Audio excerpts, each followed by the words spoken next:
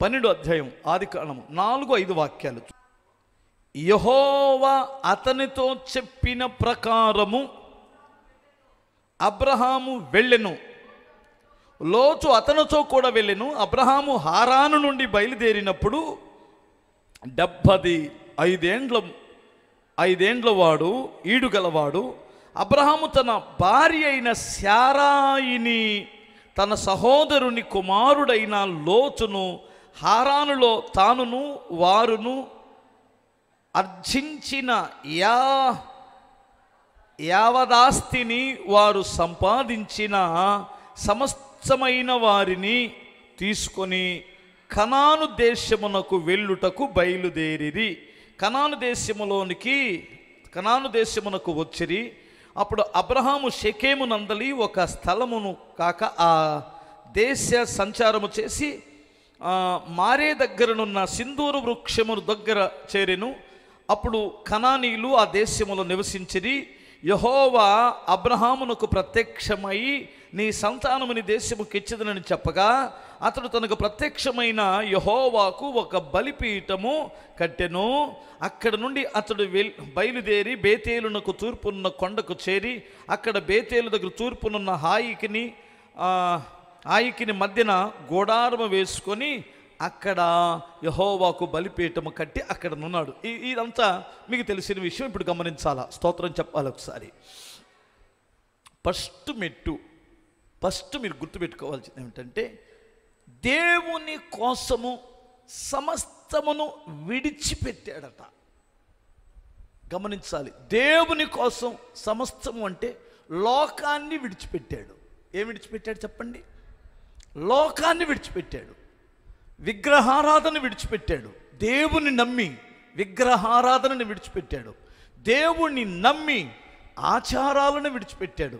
దేవుణ్ణి నమ్మి తన బంధువులు రక్త సంబంధులతో సహా ఆయన విడిచి సపరేటుగా ప్రత్యేకముగా దేవుడు చూపించిన స్థలానికి వెళ్ళిపోయాడు అతడు. హల్లెలూయా.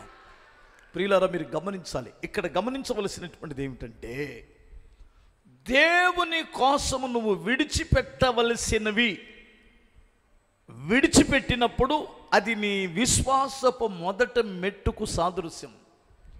విశ్వాసము నీలో ఉంటే నువ్వు నమ్మితే గొప్ప కార్యాలు చూస్తావని బైబిల్ చెబుతుంది కదా. నమ్మితే నువ్వు మహిమగల కార్యాలు చూస్తావని కదా బైబిల్ చెబుతుంది. నీ నమ్మకానికి మొట్టమొదటి మెట్టు ఏమిటంటే, నువ్వు ఎక్కవలసిన మెట్టు ఏమిటంటే, లోకమును విడుచుట. ఏంటి చెప్పండి? హల్లెలూయా. అది మొదటి మెట్టు. దాన్నే మారు మనసు కూడా అనొచ్చు. నువ్వు దేవుణ్ణి విశ్వసిస్తే విడిచిపెట్టవలసిన వాటిని విడిచిపెట్టాలా ఫస్ట్. అవును కదా? నువ్వు నమ్మావా? దేవుణ్ణి నమ్మావా? నమ్మితే మందు మానేయాలిగా, మందు విడిచిపెట్టాలి కదా. నువ్వు దేవుణ్ణి నమ్మావా? నమ్మితే త్రాగుడు విడిచిపెట్టాలి కదా. నువ్వు నమ్మితే సిగరెట్ విడిచిపెట్టాలి కదా. నువ్వు నమ్మితే పాపిష్టి పనులు బూతులు విడిచిపెట్టాలి కదా.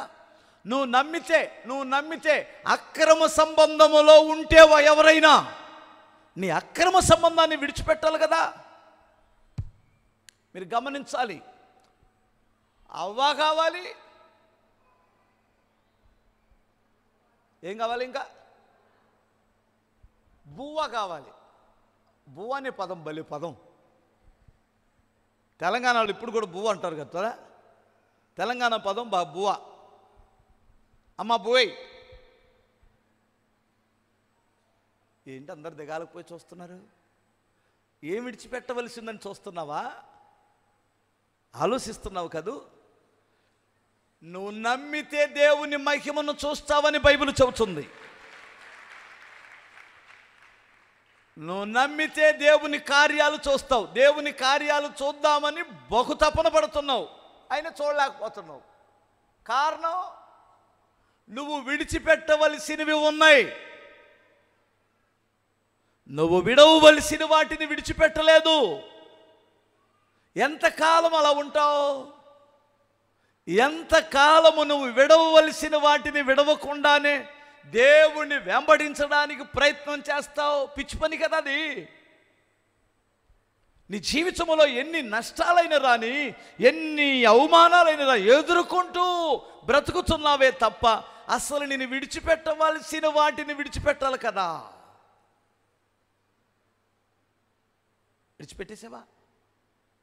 విడిచిపెట్టేసావా? స్తోత్రం చెప్పగలరా? ఆచారాలు విడిచిపెట్టావా?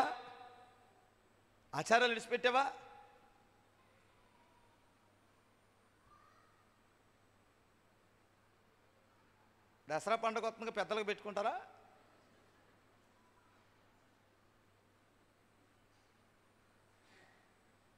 దీపావళి వస్తే వెలిగిస్తారుగా, టపా టపా టపా టపా పేలుస్తున్నారుగా. ఈ అన్ని ఆచార సంబంధమైన వాటిని విడిచిపెట్టాలి కదా అంటారు నేను. మీరు అర్థమవుతుందా మీకు? దేవుడు నిన్నెప్పుడు ఏ నాశనానికి అలా చూస్తున్నాడు అంతే. అలా చూస్తున్నాడు. నువ్వు ఎంతవరకు ఏ మెట్టెక్కగలవు? ఆ కింద బాటంలోనే ఉన్నావు. ఉండి ప్రభువా నన్ను లేపు అంటే మెట్టెక్కు. ఒక మెట్టెక్కు అంటే మెట్టెక్కకుండానే దించుకో, ఆశీర్వాదం దించుకో అంటున్నావు. ఎక్కువ ఒక మెట్టెక్కు. నువ్వు ప్రత్యేకింపబడు, నువ్వు ప్రత్యేకించబడు. నువ్వు ప్రత్యేకింపబడినప్పుడు అన్ని జనులు నిన్ను పిచ్చివారిగా చూడొచ్చు, నిన్ను వెర్రిదాన్ని అనొచ్చు, వెర్రివాడనొచ్చు. సిగ్గుపడమాక. ఒక దినం ఉంది దేవుడు నిన్ను పైకి లేపే స్థలం, దినం. హల్లెలూయా. ఒక దినం ఉంది. నిన్ను ఎవరైతే సిగ్గుపరిచారో వారే సిగ్గుపడే రోజు ఒకటి ఉంది. విడిచిపెట్టగలిగిన వాటిని విడిచిపెట్టాడు అబ్రహాము. నువ్వేం విడిచిపెట్టాల్సి వస్తుంది? అబ్రహాము వాళ్ళ బంధువుల్ని, రక్త సంబంధుల్ని, ఆచారాలను విడిచిపెట్టమని దేవుడు చెప్పాడు. నీకేదో చెప్పాడు విడిచిపెట్టమని. నీకేదో చెప్పాడు దేవుడు విడిచిపెట్టమని. వాక్యం నీతో మాట్లాడుతుంది. దేవుడు డైరెక్ట్గా వచ్చి నా కుమారుడా పొలానాది విడిచిపెట్టు, ఏయ్ అబ్బాయి రే సెల్లపో. హల్లెలూయా. దాని దుంపదెగ సంసారాలు తీస్తుంది అబ్బాయి సెల్లు. సంసారాలు తీస్తుంది ఆ సెల్లు. పెళ్ళైన కొత్తలో అర్థమవుతుంది. ఒక్కొక్కడు భార్య పక్కన కూర్చుంటే ఈ మూర్ఖుడు నన్ను చేసుకున్నాడు అనవసరంగా, దాన్ని చేసుకొని చావచ్చు కదా, దేన్ని ఆ సెల్లునే చేసుకొని చావచ్చుగా, దాంతోనే కాపురం చేస్తున్నాడు. అంతు లేకుండా పోయింది, తెక్క కుదిరిద్ది. పెళ్ళైంది ఆడికి, నాకు తెలిసి అవలా అయిందా? స్తోత్రం చెప్పాలి ఒకసారి. ఇలా ఎవరో ఒకరు సిగ్గు తీస్తే కానీ మిగతా వాళ్ళకి బుద్ధి రాదని నిన్ను తిట్టాను అబ్బాయి. ఇంకెవరు పట్టుకోవట్లా, గబక్కన పక్కన పెట్టుకొని మెలకుండా చూస్తున్నారు. స్తోత్రం చెప్పగలరు ఒకసారి? కోతికి కొబ్బరికాయ దొరికితే ఏం చేసింది? ఏదో చేసుకుంటుంది. అట్లాగే మనకు సెల్లు దొరికింది. ఏమండి, ఆప్యాయతతో బిడ్డలతో చక్కగా మాట్లాడుకునే రోజులు పోయినాయి కదా. భార్యతో మాట్లాడుకోవడానికి లేదు కదా, భర్తతో మాట్లాడుకోవడానికి లేదు కదా.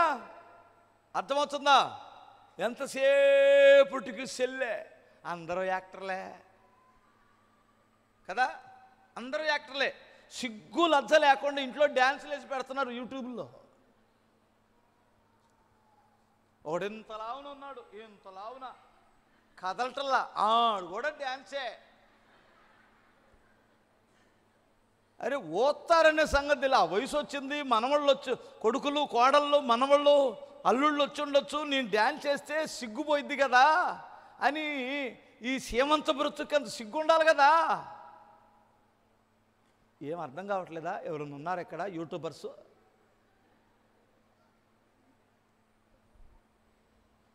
పద్ధతిగా కొంతమంది కూరలు పెడుతున్నారు, పచ్చళ్ళు ఎలా పెట్టుకోవాలో పెడుతున్నారు. పెట్టు, తప్పేముంది అమ్మాయి? ఇప్పుడున్న ఈ తరానికి అమ్మాయి ఆవకాయ పచ్చడి ఎలా పెట్టుకోవాలి, ఇన్ని మొక్కలు కొలత వేసుకోవాలి, ఇదిగో కొంచెం కారం తీసుకోవాలి, ఇదిగో అదేంటి ఆవాల పిండో మెంతి పిండో ఎలా చేసుకోవాలని పెట్టు. యవనస్తులైన పిల్లలకు ఉపయోగపడిద్ది అది. నువ్వు సిగ్గు లేకుండా నువ్వు వాణిశ్రీవైతే ఈ వయసులో అన్న బుర్ర ఉండాలి కదా. ఆ కూరలు అంటూ నేర్పించు. రోటి పచ్చడి ఎలా నూరాలో ఈ పిల్లలకు తెలీదు. రోటి పచ్చడి ఎలా నూరాలో ఈ పిల్లలకు తెలీదు. ఆ మిక్సీలో వేసి సుర్ర అని పెట్టి అడిగి పెడుతున్నారు. అది ఒక రకమైన ఏదర వాసన, దరిద్రపు వాసన. రోటి పచ్చడి ఇలా నూరాలు తల్లి.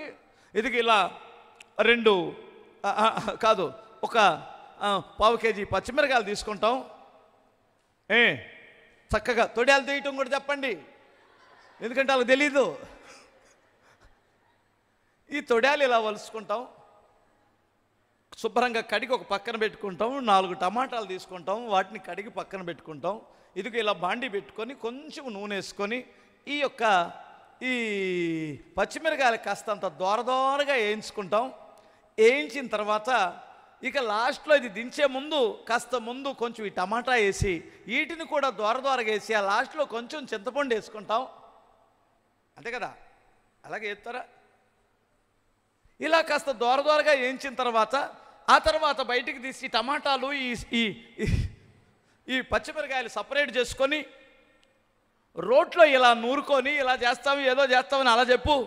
ఈ పిల్లలకు కాస్త ఉపయోగపడిద్ది. అంతేగాని ఏంది ఆ డ్యాన్సులేంటి, ఆ కథలేంటి, ఆ వ్యవహారాలు ఏంటి? నువ్వు చిన్నపిల్లవు అనుకున్నావా?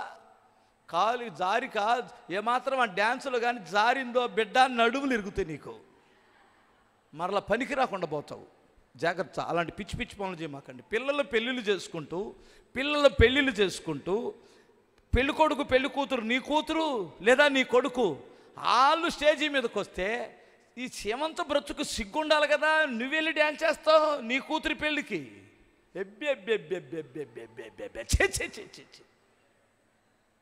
రోత బ్రతుకులు అయిపోయి రోత బ్రతుకులు. నువ్వెళ్ళి డ్యాన్స్ చేయడం ఏంటి నాకు అర్థం కాదు. ఆడేమో మీ కూతురు వైపు చూడడం మానేసి నీ వైపు చూస్తుండే. ఏమన్నా ఉందా? జ్ఞానం ఉందా? నువ్వు ఏ వయసుకు వచ్చావు, ఏ వయసులో ఉండాలనుకుంటున్నావు? ఏమండి ఇదేంటండి ఈ పిచ్చి వ్యవహారాలు, ఈ పిచ్చి ఏ సంస్కారం ఇది? మీకు అర్థమవుతుందా మళ్ళీ తల్లులారా? ఎవరికైనా వాళ్ళని చూసి డ్యాన్స్ చేయాలనిపిస్తుందా? అందుకని నేను మాట్లాడుతున్నాను. స్తోత్రం చెప్పగలరా? హల్లెలూయా. 2 చేతులే చెప్పండి. ఆయన ఎవరో సినిమా యాక్టరు, కాలు మీద కాలేసుకొని లుంగి కట్టుకొని కూర్చున్నాడు. మొన్న ఊరెళ్తా చూశాను. ఈడు ముఖం పగలు చూస్తే రాత్రి కల్లోకి వస్తుంది. ఈడు కూడా లుంగి వేసుకొని ఆడు లుంగి కట్టుకొని అటువైపు ఇలా కాలు మీద కాలేసుకొని కూర్చున్నాడు ఒకే ఫ్లెక్సీలో. ఆయనేమో ముఖానికి రంగు గింగేసుకొని అంతా మంచి కెమెరాలో తీశాడు. ఈడేమో దరిద్రపు సెల్లో దిగి, అర్థమవుతున్నా, ఈడు పెడితే ఎలా ఉందంటే మిరపతోటలో దిష్టి బొమ్మను పెట్టినట్టున్నాడు. ఈడు సీమంత బ్రతుకు సిగ్గు ఉండాలి కదా. ఆడేమో ఆ సినిమా యాక్టర్, ఆయనేమో మంచిగా అదేంటి మేకప్ వేసుకొని మంచి కెమెరాలో ఫోటో దిగి ఆయన కాలు మీద కాలేసుకుంటే దోరబాబులాగా ఉన్నాడు. ఈడేమో దొంకోళ్ళు పట్టేవాళ్ళలాగా ఉన్నాడు. ఏమన్నా ఉందా నీ సిగ్గును తీసుకోవడానికి? ఏ తరం ఇది? ఎలా పోతుంది?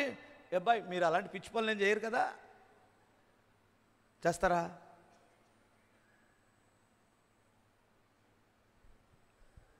మీ అమ్మ పోటు తట్టుకోలేక వచ్చావా చర్చికి ఈరోజు?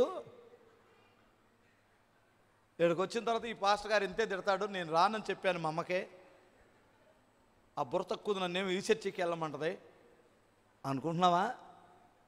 నీ పట్ల అది కాదు నా ఉద్దేశం. నీకు అక్కడ ఫ్లెక్సీలో ఎక్కాలనే ఆలోచన నీకెందుకు వచ్చింది నాకు అర్థం కాదు. కాలేజీ ఫస్ట్ వచ్చి ఆ ఫ్లెక్సీలో పడాలని ఆలోచన నీకు లేదేంటి? నీకు అర్థమవుతుందా? స్కూల్ ఫస్ట్ వచ్చి ఆ ఫ్లెక్సీలో పడాలి కదా నువ్వు. అర్థం కాలేదా? ఎందుకంటే తెలుగులో ఎవడు చెబుతాడు? నువ్వు ఈ ఫ్లెక్సీలో పడితే తర్వాత బైక్ మీద వెళ్ళి మందు దాగి వెళ్తుంటే అసలైన ఫ్లెక్సీలో పడతావు. Miss you.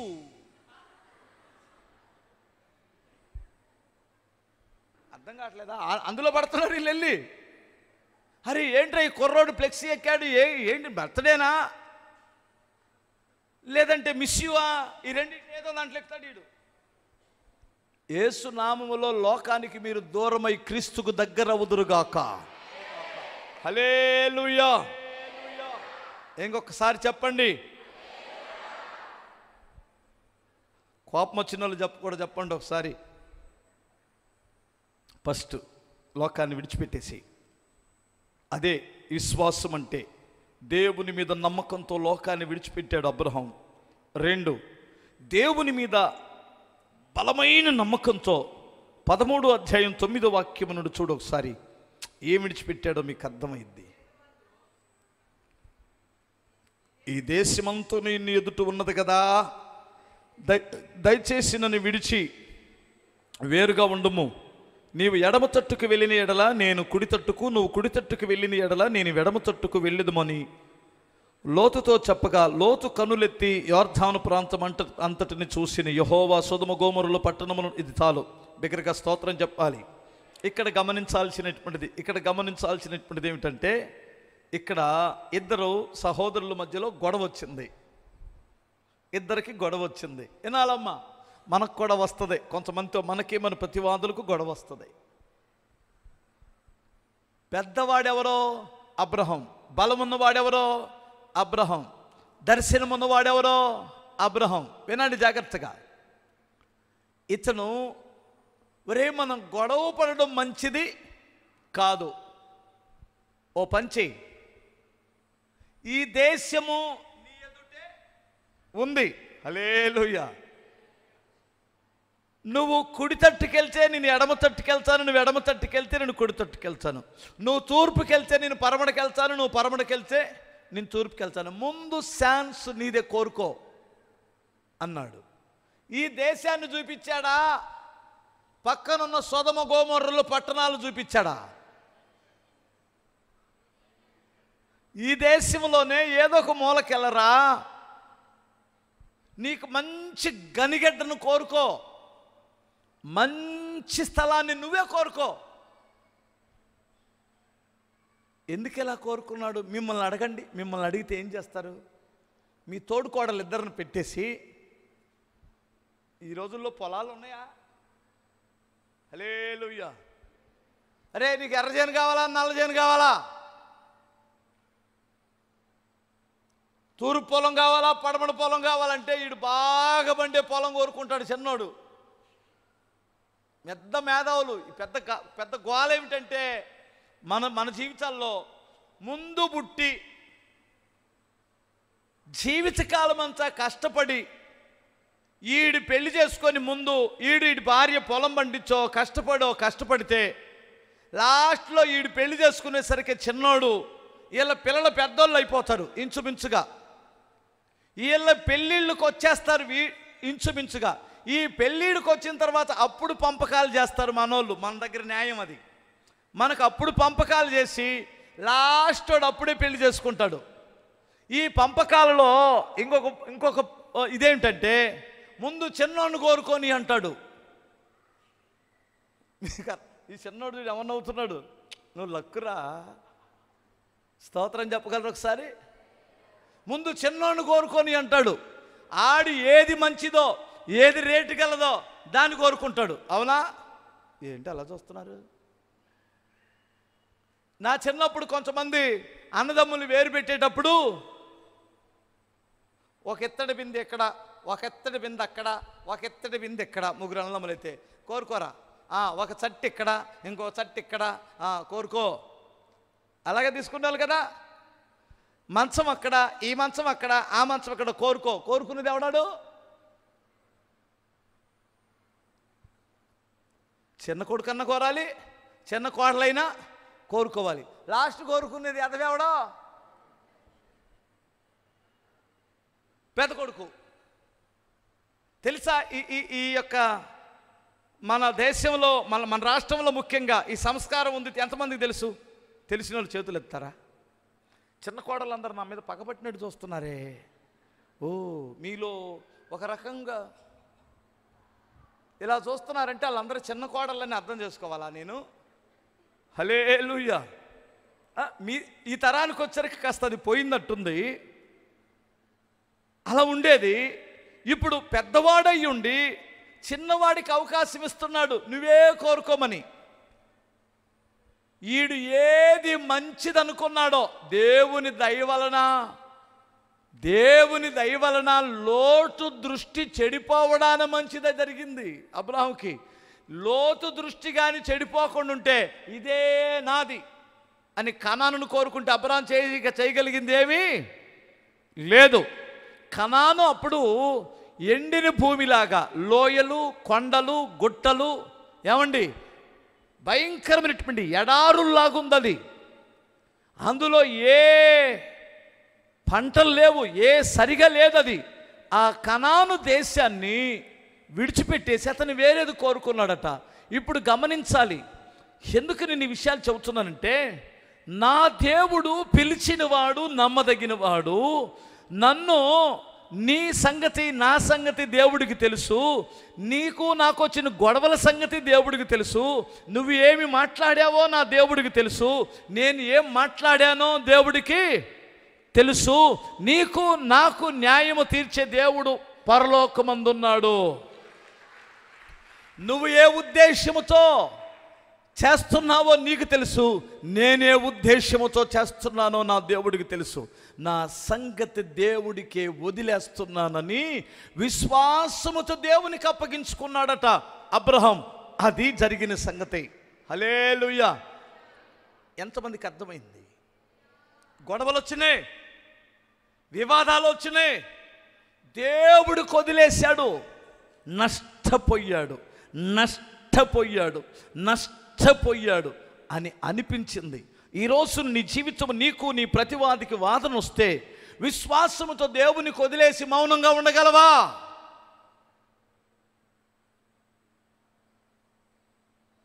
ఏంటి అలా చూస్తున్నారు? నిన్ను నీవు నిర్దోషిని నిరూపించుకోవడానికి ఎన్ని ప్రయత్నాలు చేస్తావు? ఆ ప్రయత్నాలు ఆపేయి. దేవుడు చూసుకుంటాడు. దేవుడు ఒక రోజును నీ నిర్దోషత్వాన్ని మధ్యాహ్నపు వెలుగు వలె ప్రకాశింప చేస్తాడు.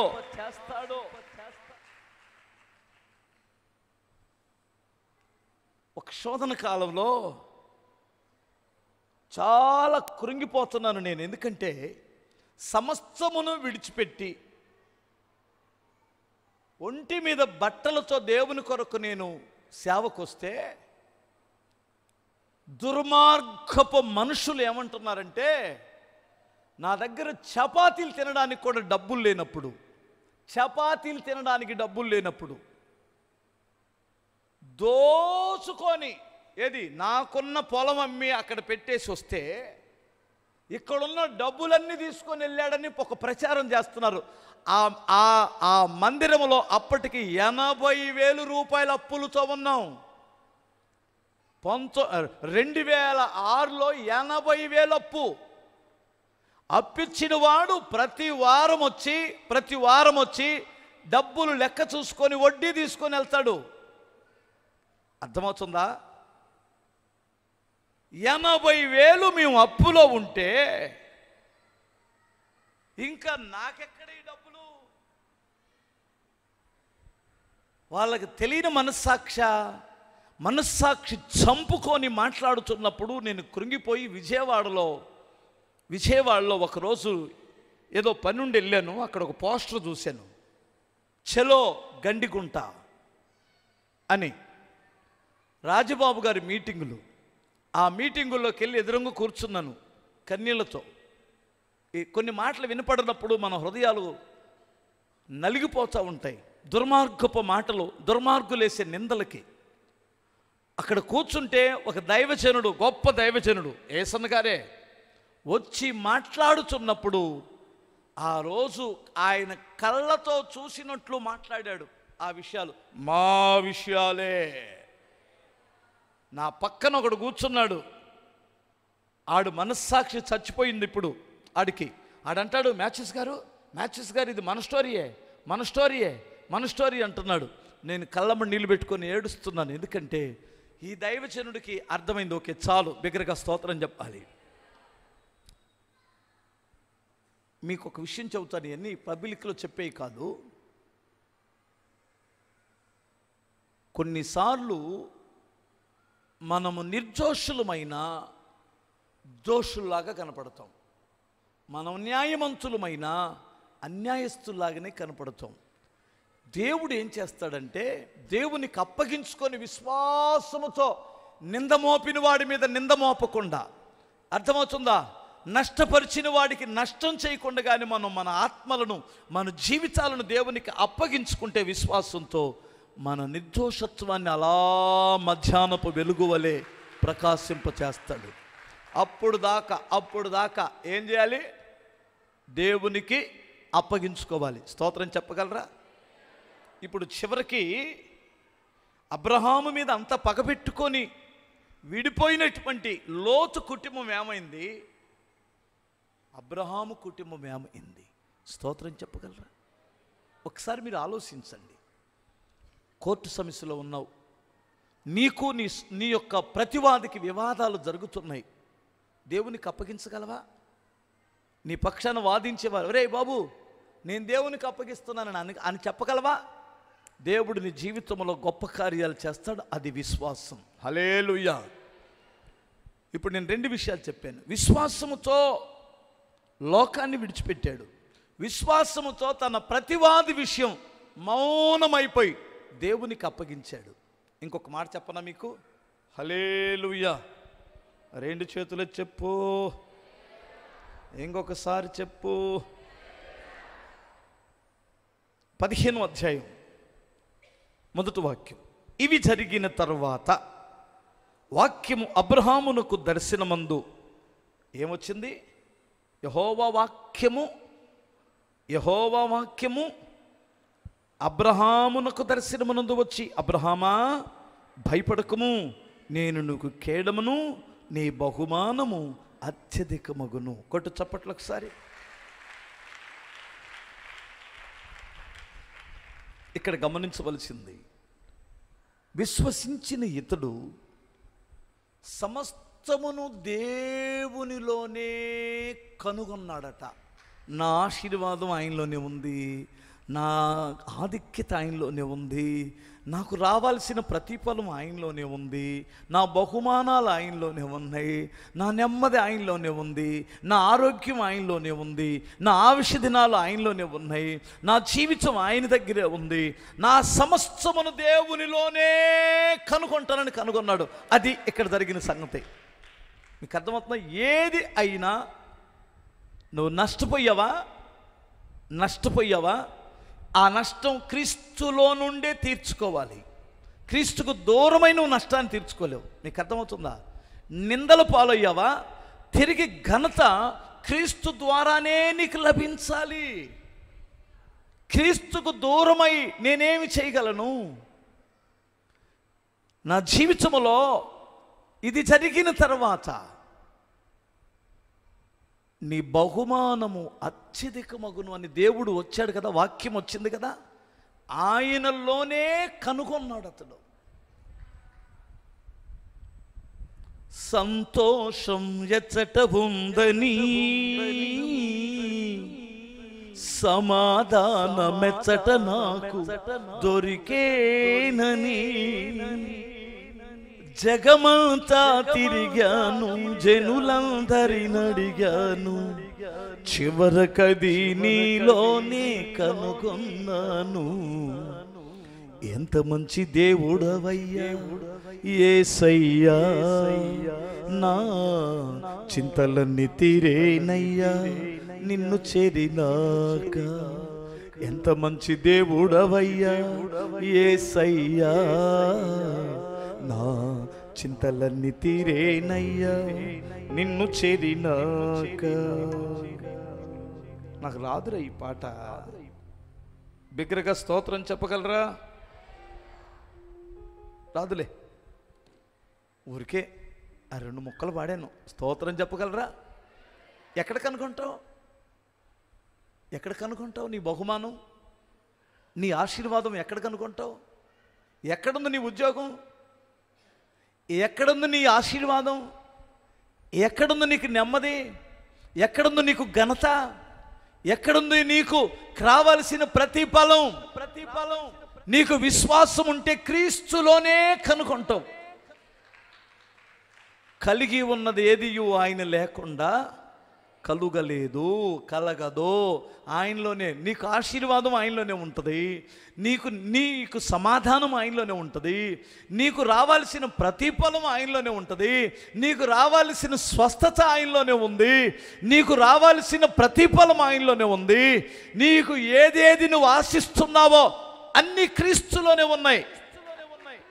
ఎక్కడ కనుగొంటావు? చాలామంది ఏమనుకో పిచ్చి పిచ్చి వేషాలు వేస్తున్నారు, పిచ్చి పిచ్చి ఆలోచనలు. ఆ నయోమి ఎలెమేలకు వీళ్ళిద్దరు కలిసి మోయాబు దేశానికి వెళ్ళారట ఏదో కనుగొనాలని. మోయాబు నా కాళ్ళు కడుక్కునే పళ్ళెం అన్నాడు దేవుడు. వంటగది వాళ్ళుండే ఊరు బెత్తలకేం అనగా రొట్టెల ఇల్లు విడిచిపెట్టి కాళ్ళు కడుక్కునే పళ్ళెమైనటువంటి బాత్రూమ్కి వెళ్తే ఏం దొరికింది? విక్టరీ కాదు, ఏం దొరికిద్దమ్మా అందులో బాత్రూంలో? అదే కదా దొరికిద్ది. అక్కడికి వెళ్ళి ఎంత దెబ్బతిన్నారంటే భర్త చనిపోయాడు, 2 కొడుకులు చచ్చిపోయారు, తిండికి లేదు, రిక్తురాలై నేను నేను నేను ఇప్పుడు నయోమిని కాదు, మధురము కాదు నా బ్రతుకు, మారా అని చెప్పాడు. ప్రియులారా మీరు గమనించాలి. ఎక్కడికి అనుకుంటావు? తండ్రి ఇంటిని విడిచిపెట్టి వెళ్ళి పందులు తినే పొట్టు కోసం తిరుగుతున్నాడు ఆ చిన్న కుమారుడు. ఈ దేవుణ్ణి విడిచిపెట్టి సహవాసాన్ని విడిచిపెట్టేసి నువ్వు ఎక్కడ కనుగొందాం అనుకున్నావు? ఏం దొరికింది నీకు? లేట్ అవ్వచ్చు.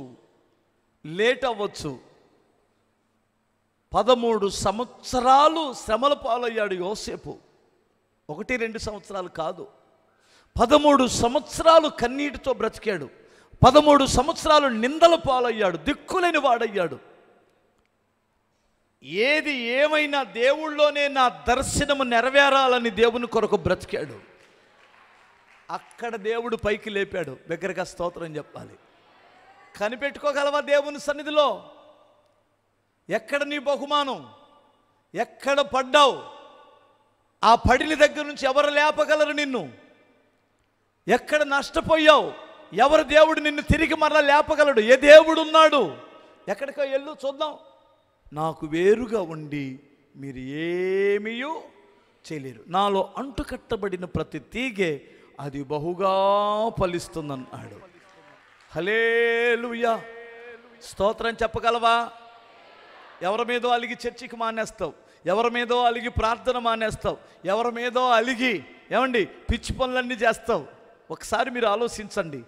మనుషులని నువ్వు ఆధారం చేసుకొని మనుషుల మీద ఆధారపడినంతకాలం వారిలో ఏదో ఒక బుద్ధిహీనతో బలహీనతో వచ్చి నువ్వు బలహీనుడు అయిపోతావు.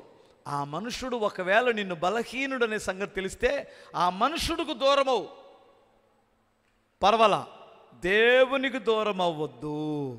స్తోత్రం చెప్పగలవా? ఆ మనిషికి దూరమవు, నీకేమీ కాదు, నీ తలలో ఒక ఎంట్రుకు కూడా రాలదు ఆ మనుషుడికి దూరం అయితే. కానీ నువ్వు దేవునికి దూరం అవ్వద్దు. ఎంతమందికి అర్థమవుతుంది? ఇప్పుడు నేనేం చెప్పాను అర్థమైందా? అబ్రహాము ఎందుకు మన అందరికీ విశ్వాసులకు తండ్రిగా మారి అంత సక్సెస్ అయ్యాడంటే అతను మొదటి మెట్టు లోకాన్ని విడిచాడు. రెండవది తన జీవితం సమస్తమును దేవునికే, న్యాయాధిపతి అని దేవునికే అప్పగించుకున్నాడు. లోతు ఎంతైనా నష్టపరచనివ్వండి, తన జీవితాన్ని న్యాయాధిపతి అని దేవునికి అప్పగించుకున్నాడు. 3, నాకు ఏదైనా వస్తే అది నా దేవుళ్ళో నుండే రావాలని దేవుళ్ళలోనే కనుగొన్నాడు. అందుకని దేవుడు వచ్చి నీ బహుమానము అత్యధికమగును, నేను నీకు కేడము, నేనే నీ ఆశీర్వాదం, నేనే నీ ఘనత, నేనే నీ నీతి, నేనే నీ పరిశుద్ధత, నేనే నీ ఆరోగ్యం, నేనే నీకు సమస్తము ఆధారం అన్నాడు. హల్లెలూయా. చివరికి ఒక మాట చెప్పమంటారా? 22వ అధ్యాయం, ఆదికాండం 22వ అధ్యాయం 16వ వాక్యం, 16-18. అయిపోయింది టైం, త్వరగా. నీవు నీకు ఒక్కడే అయ్యున్న నీ కుమారుని వెనుతీయక ఈ కార్యము చేసినందున నేను నిన్ను ఆస్వాదించి నీ ఆకాశ నక్షత్రములని సముద్ర విస్కరేణువుల వలె నీ సంతానమును నిశ్చయముగా విస్తరింపచేసేదను. నీ సంతతి వారు తమ శత్రువుల గవిని స్వాధీనపరుచుకుందురు. మరియు నీవు నా మాట వినినందున భూలోక జనములన్నీ నీ సంతానము మూలమున ఆస్వాదింపబడును. నా తోడని ప్రమాణము చేసి ఉన్నానని యెహోవా సెలవిచ్చెను. ఇక్కడ మీరు గమనిస్తే విశ్వాసముతో సమస్తము దేవునికి సమర్పించాడు. ఈ సమర్పించడానికి విశ్వాసమున్నవాడు మాత్రమే చేయగలడు. స్తోత్రం చెప్పాలి. ఎంతమందికి అర్థమవుతుంది? విశ్వాసము లేనివాడు దేవునికి సమర్పించలేడు. ఇలాంటి సమర్పణ నీ జీవితంలో నా జీవితంలో అసలు ఎప్పుడు మనం చేయలేం, మన వల్ల కాదు. నీకు ఒక్కడయ్యున్న నీ కుమారుడిని నాకు దహన బలిగా ఇవ్వమని కోరాడు, సేవకు కాదు. ఈ రోజున సేవకిస్తేనే 34 కళ్ళతో చూస్తున్నాడు. వాళ్ళ ఇంట్లో ఉంటేనేమో ఒక కన్నుతో కూడా చూడాలి. అయ్యా ఒక కన్నుతో కూడా రే తినిసావా అని అంటాడు. వాళ్ళ అమ్మ కూడా అంతే అంటది. సేవకు వస్తే మాత్రం 34 కళ్ళతో జాగ్రత్తగా చూసుకుంటుంటే ఆడెక్కడ బతుకుతాడు సేవలో? ఇక్కడ సేవకు కాదు ఇచ్చింది, బలికిచ్చాడు, చచ్చిపోవడానికి ఇచ్చాడు. 100 సంవత్సరాల తర్వాత పుట్టిన కుమారుడిని 17 సంవత్సరాలు పెంచి, అర్థమవుతండి, 17 సంవత్సరాలు నూనూగు మీసం వస్తున్న ఒక యవన కాలములోనికి వస్తున్న బిడ్డని నిర్దాక్షిణంగా నీ కుమారుడును నాకు బలిగా ఇయ్యడానికి నువ్వు వెనుతీయలేదు అన్నాడు. సమర్పించాడు. తనకు కలిగిందంతా విశ్వాసంతో ఇచ్చేశాడు. ఏమిటి ఆ విశ్వాసం అంటే, నా దేవుడికి అడిగాడు కాబట్టి నేను నా దేవునికి ఇస్తాను, బూడిదలో నుంచి నా దేవుడి బిడ్డను ఇవ్వగలడు నాకు. హల్లెలూయా. శూన్యములో సృష్టిని కలుగు చేసిన దేవుడు చచ్చిపోయి బూడిద అయిపోయిన తర్వాత బూడిదలో నుంచి నా బిడ్డను నాకు ఇవ్వగలడనే నమ్మకం. ప్రియులారా, ఆ తర్వాత దేవుడు ఏమన్నాడు తెలుసా? ఈ కార్యమును బట్టి నీ సంతానం ఎలా ఉంటుందో తెలుసా? ఒక్కడనిచ్చావు నాకు బలిగా.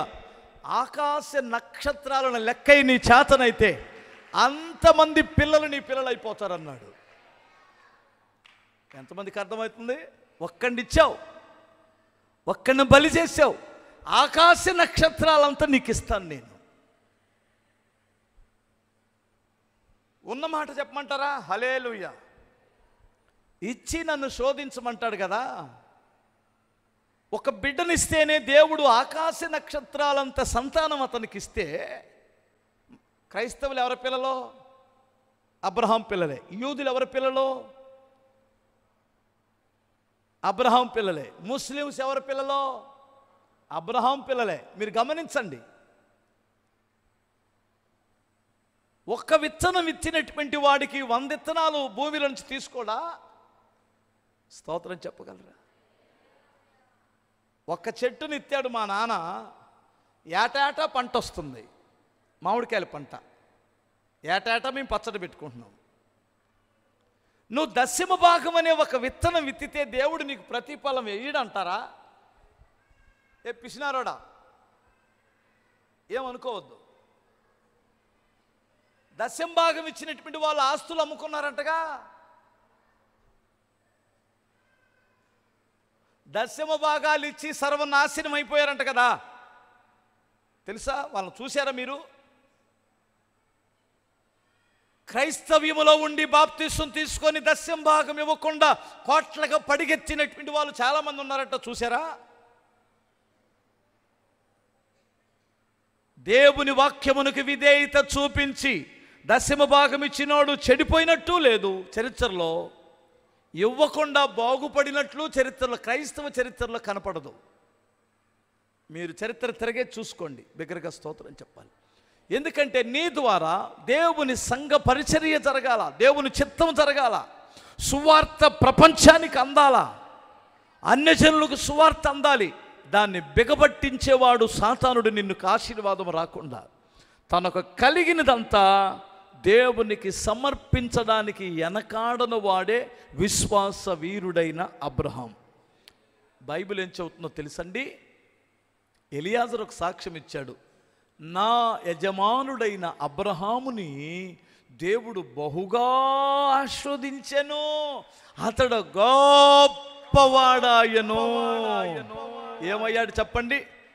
అతడు గొప్పవాడాయను. మీరు తర్వాత చదవండి, 24వ అధ్యాయం 34, 35 వాక్యాలు, ఆదికాండం. అతడు గొప్పవాడాయను. ఎందుకు అయ్యాడు గొప్పవాడు? ఇప్పుడు చెబుతాను, మరలా గుర్తు చేస్తాను. అతడు లోకాన్ని, విశ్వాసము చేత లోకాన్ని విడిచిపెట్టాడు. విశ్వాసం ఉంటే లోకాన్ని విసర్జిస్తావు, లేదంటే లోకంలోనే కొట్టిమిట్టుకులాడుతూ జీవిస్తావు. విశ్వాసముతో అతని వాదికి ప్రతివాదికి ఉన్న గొడవని దేవునికి అప్పగించాడు. పగ తీర్చుకోలేదు, తన స్వార్థంతో ఎక్కడ ముందుకు అడుగులేదు. విశ్వాసముతో నాకు రావాల్సిన ప్రతిఫలమంతా నా దేవుళ్ళలోనే ఉందని ఎదురు చూశాడు. బిడ్డలు కావచ్చు, ఆస్తిపాస్తులు కావచ్చు, ఆశీర్వాదం కావచ్చు, దేవుళ్ళలోనే కనుగొన్నాడు కానీ ఇంకెక్కడా కనుగొనలేదు. అతడు నీకు కూడా నువ్వు ఎతికితే దేవుళ్ళో నీకు ఆశీర్వాదం ఉంది. విశ్వాసముతో అతను కలిగిందంతా సమర్పించేశాడు. స్తోత్రం చెప్పాలి. దేవుడు ఏమన్నా తక్కువ చేశాడా? సంతాన విషయంలో తక్కువ చేశాడా? ఆస్తుల విషయంలో తక్కువ చేశాడా? ఘనత విషయంలో తక్కువ చేశాడా? నువ్వు నమ్మిన ఎడల దేవుని మహిమను చూస్తావు.